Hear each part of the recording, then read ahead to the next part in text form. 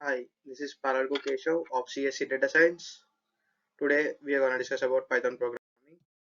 In Python programming, our topic is data streaming in Python, generators, iterators, and iterables. What is data streaming? Data stream is where the data is available instantly as and when an event occurs. It can be real time or near real time. Instead of collecting and storing data from events over time and then shipping the file to an application, the data is available to the application as and when the event occurs. A data is a possibly unchained sequence of tuples, each tuple comprised of a set of attributes similar to row database table. There are different types of data streaming. They are transaction data stream. It's a log interconnection between entities. Like there are a few more examples like credit card, purchases by consumers from producer. Telecommunications, phone calls by callers to the dialed parties. Web, access by clients of information at servers. It is a second type of measurement. Second type of data stream is measurement data stream. Sensor networks, a physical natural phenomenon. Road traffic, IP network, traffic at router interfaces. Earth climate, temperature, humidity level at weather stations. Now we're gonna discuss about generators. There are two terms involved when we discuss generators. Generator function. A generator function is defined like a normal function, but whenever it needs to generate a value, it does so with the yield keyword rather than return.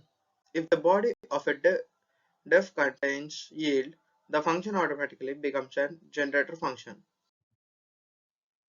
Now we are going to give an input of a generator function that yields 1 for the first time, 2 for the second time, and 3 for the third time. And here's the code. After executing the code, the driver code to check the above generator function of the value in a simple generator function. Then we get the output after execution is 1, 2, and 3. Generator object. Generator functions return a generator object. Generator objects are used either by calling the next method or on the generator object or using the generator object for in loop. A Python program to demonstrate the use of generator object with a next. A generator function def simple generator function. X is a generator object. Then we get the output 1, 2, and 3. So a generator function returns a generator object that is iterable, that is, can be used as iterators. And we have the applications of generators are, suppose we to create a stream of Fibonacci numbers, adopting the generator approach makes it trivial. We just have to call next to get the next Fibonacci number without bothering about where or when the streams of number ends. A more practical type of stream processing is handling large data files such as log files. Generators provide a space-efficient method for such data processing as only parts of file are handled at one given point of time. We can also use iterators for these purposes, but generator provides a quick way. We don't need to write next and iter methods here. Now we are going to discuss about iterator. An iterator is an object that contains countable number of elements or countable number of values. An iterator is a finite. An iterator is an object that can be iterated upon, meaning that you can transverse through all the values. Technically, in Python, an iterator is an object which implements the iterator protocol, which consists of methods iter and next. that can be iterated upon. In simpler words, we can say that iterators are objects that allow you to transverse through all the elements of a collection and return one element at a time. An iterator in Python is an object used to iterate over the iterable objects like lists, tuples, dicts, and sets. The iterator object is initialized using the iter method. It uses the next method for iteration. Now we're gonna discuss about iterable.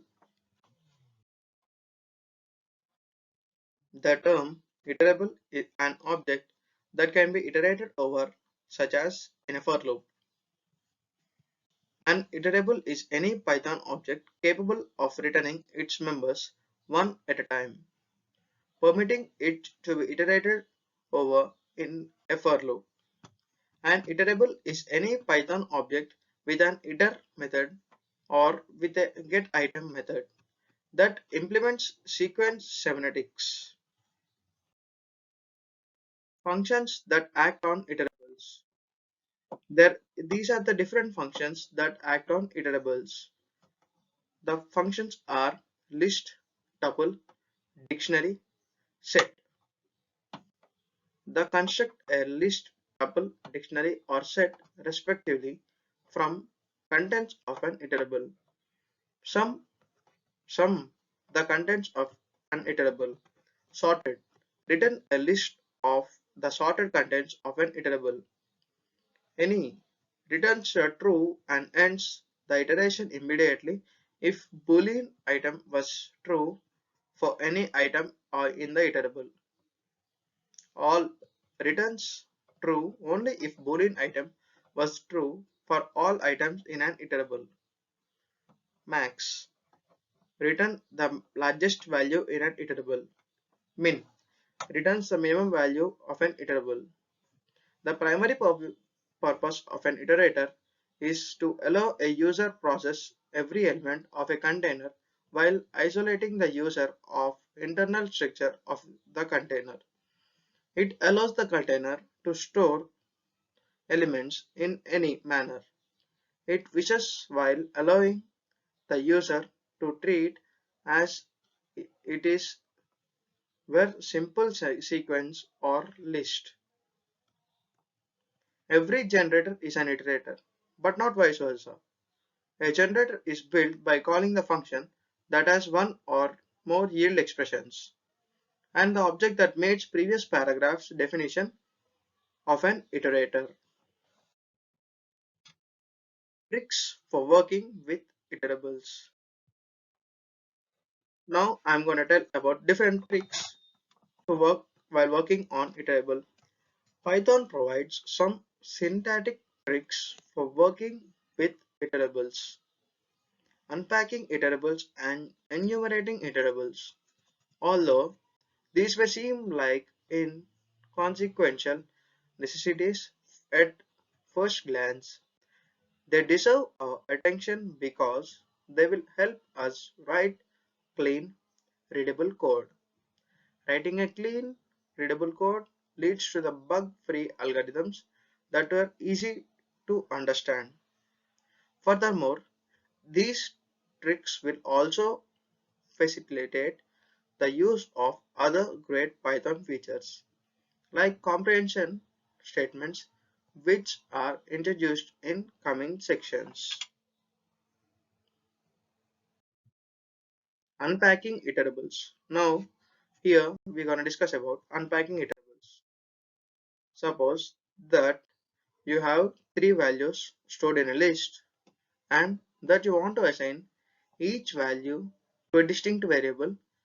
Given the lessons that we have covered thus far, you would likely to write the following code. And here's the code for simple script for assigning contents of a list to variables, and you can insert the values. Python provides an extremely useful functionality known as iterable unpacking, which allows us to write the simple, elegant code. And Here is the code for assigning contents of a list to variables using iterable unpacking. That is, the Python interpreter sees the pattern of a variables to left of the assignment and will unpack the iterable, which happens to be a list in this instance. It may not seem like it from this example, but this is an extremely useful feature of Python that greatly improves the readability of code. Iterable unpacking is particularly useful in context of performing for loops over iterables of iterables. Now here we're going to discuss about enumerating iterables. Built-in enumerate function allows us to iterate over an iterable while keeping track of iteration count. Basic usage of in general, the enumerate function accepts an iterable as an input and returns a new iterable that produces a tuple of iteration count and the corresponding item from the original table. Thus, the items in the iterable are being enumerated. To see the utility of this, suppose that we want to record all the positions in a list where the value none is stored. We can achieve this by tracking the iteration count of a for loop over the list. Track which entries of an iterable store the value none. And here's the code.